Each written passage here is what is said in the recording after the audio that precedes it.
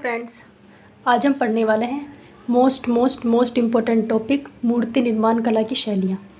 तो भारत में मूर्ति कला की शैली को 3 पार्ट्स में डिवाइड किया गया है, गांधार शैली, मथुरा शैली और अमरावती शैली। देखो, मूर्ति कला शैली होती क्या है। इसका मतलब होता है कि मूर्ति को बनाने का तरीका और जिससे उस पर्टिकुलर टाइम पीरियड की या फिर उस संस्कृति की हमें झलक देखने को मिलती है, तो इसको कहते हैं मूर्ति कला शैली। ठीक है, अब पहले हम तीनों शैली के बारे में पढ़ लेते हैं कि इसके मेन पॉइंट्स क्या थे। फिर मैं आपको एक टेबल दे दूँगी, उससे आपकी सारी चीज़ें क्लियर हो जाएंगी। उसका आप स्क्रीनशॉट भी ले सकते हैं, जो बहुत ज़्यादा इंपॉर्टेंट है। ठीक है, बहुत पूछे जाते हैं इससे क्वेश्चंस। चलिए अब चलते हैं आगे। सबसे पहले पढ़ते हैं हम गांधार शैली के बारे में। इस शैली का विकास कुषाण वंश के शासक कनिष्क के काल में हुआ था। अब देखो, कनिष्क को दिमाग में लेके चलो। कनिष्क किसको मानता था? महायान शाखा की। तो जब ये महायान शाखा को मानता था, बौद्ध धर्म की, तो इन्होंने क्या किया, इन्होंने इस टाइम पे जितनी भी सारी वे बनी थी मूर्तियाँ, वो सब गौतम बुद्ध की बनी थी। तो इसी को दिमाग में लेके चलना है। अब आगे देखते हैं। शुरुआत में मूर्ति मिट्टी, चूना और प्लास्टर मिलाकर बनाई जाती थी, लेकिन बाद में काले और भूरे पत्थर से बनाई जाने लगी। तो स्टार्टिंग में जब ये मिट्टी, चूना और प्लास्टर मिला के बनाई जाती थी, तो ये बहुत ज़्यादा कमज़ोर होती थी। फिर बाद में क्या किया, काले और भूरे पत्थर से बनाई जाने लगी।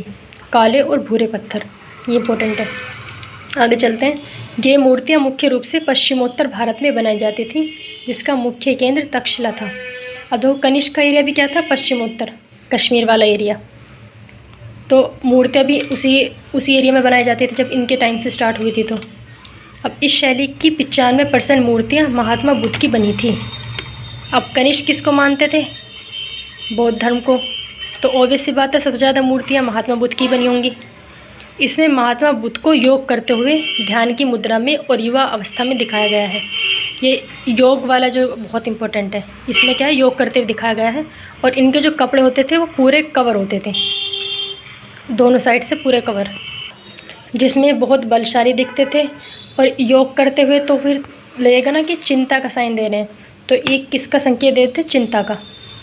इसमें महात्मा बुद्ध के पीछे होलोमंडल दिखाया गया है। होलोमंडल वो होता है जो मूर्ति के पीछे एक सर्कल सा होता है ना, आपने देखा भी होगा, उसे कहते हैं होलोमंडल। यह कला यूनान से प्रभावित है, इसलिए इसे ग्रीको इंडियन कला भी कहते हैं। जो ग्रीक मतलब यूनान और इंडियन हो गया, तो इनको मिला के ग्रीको इंडियन कला भी कहते हैं इसे। यह शैली अपोलो देवता से प्रभावित है। ठीक है, अब चलते हैं नेक्स्ट पे। सेकंड है मथुरा शैली। मथुरा शैली का विकास मुख्यतः उत्तर भारत में हुआ। देखो, उत्तर भारत भी आ सकता है कभी कभी, मध्य भारत भी आ सकता है। और मथुरा, वाराणसी और कौशाम्बी इसके प्रमुख केंद्र थे। मतलब जहाँ से स्टार्ट हुई, स्टार्ट कहाँ से हुई थी? मथुरा से, इसलिए इसका नाम मथुरा शैली रखा गया है। इस शैली में चौड़ा सीना, बाल विहीन और नग्न मूर्तियाँ भी बनी थी। उसमें तो जो हमने गांधार शैली पढ़ी थी वो तो पूरे बलशाली दिखाए गए थे, इसमें ऐसा नहीं था। और इसमें जो कपड़े थे वो सिर्फ एक साइड से कंधे पर डले हुए मिलेंगे आपको। आगे है, ज़्यादातर मूर्तियों में बायां हाथ आसनस्थ और दाहिने हाथ को आशीर्वाद मुद्रा में उठाए हुए है। मतलब वो क्या दे रहे हैं? आशीर्वाद देते हैं। और एक हाथ तो होगा उनका नीचे और एक हाथ होगा आशीर्वाद के रूप में उठा हुआ। तब आशीर्वाद कोई प्रसन्न होगी देगा ना, खुश होके, तो ये किस चीज़ का संकेत देते हैं हमें? प्रसन्नता का। इस शैली में 3 धर्म की मूर्तियाँ मिलेंगी, बौद्ध, जैन और हिंदू। देखो, गांधार शैली में तो सिर्फ गौतम बुद्ध की मूर्तियाँ मिली थी, मतलब कि सिर्फ बौद्ध धर्म की। इसमें हमें तीनों धर्म की मूर्तियाँ देखने को मिलती हैं। यह शैली पूर्णतः भारतीय शैली है। इसमें लाल रंग के पत्थर का प्रयोग हुआ है। ये जो लाल रंग के पत्थर का यूज़ हुआ है, ये बहुत इंपॉर्टेंट है। देखो, पिछली शैली में हमने पढ़ा था कि वो यूनान, मतलब उसको क्या बोलते थे? ग्रीको इंडियन, क्योंकि वो यूनान से प्रभावित थी। इसमें ऐसा कुछ नहीं है, ये टोटल प्योर बिल्कुल इंडियन थी, पूर्णतः भारतीय शैली।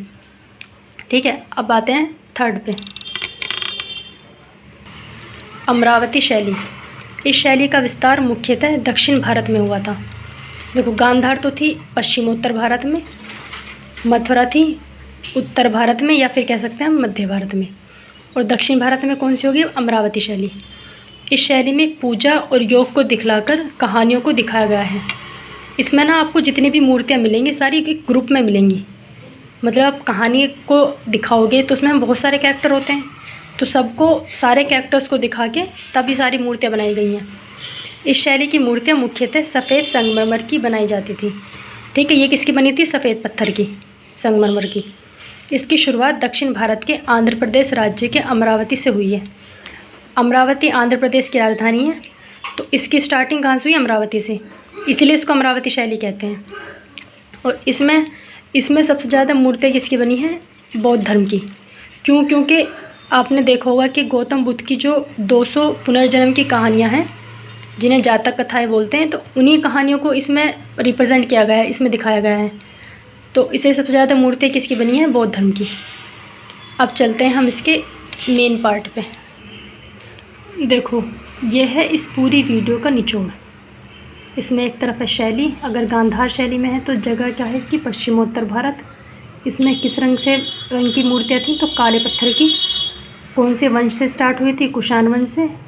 किस धर्म की मूर्तियाँ थी? तो बौद्ध धर्म की। और वो अवस्था, मतलब मूर्ति की अवस्था क्या थी? तो योग अवस्था में। तो वह हमें संकेत क्या देता है? चिंता का। सेकंड है मथुरा शैली।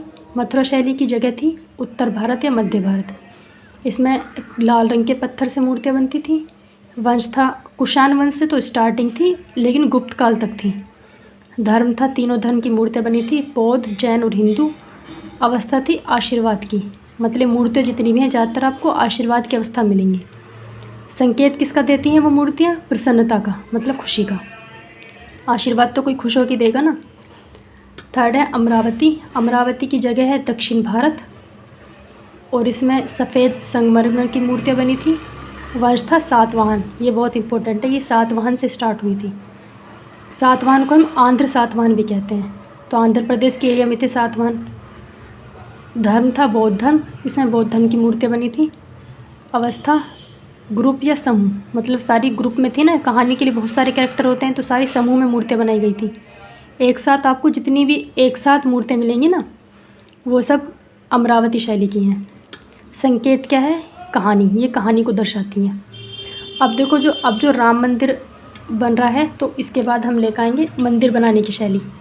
तो राम मंदिर बन रहा है हमारा नागर शैली में। चलिए, थैंक यू वीडियो पूरा देखने के लिए। चैनल को लाइक करें, शेयर करें, सब्सक्राइब करें।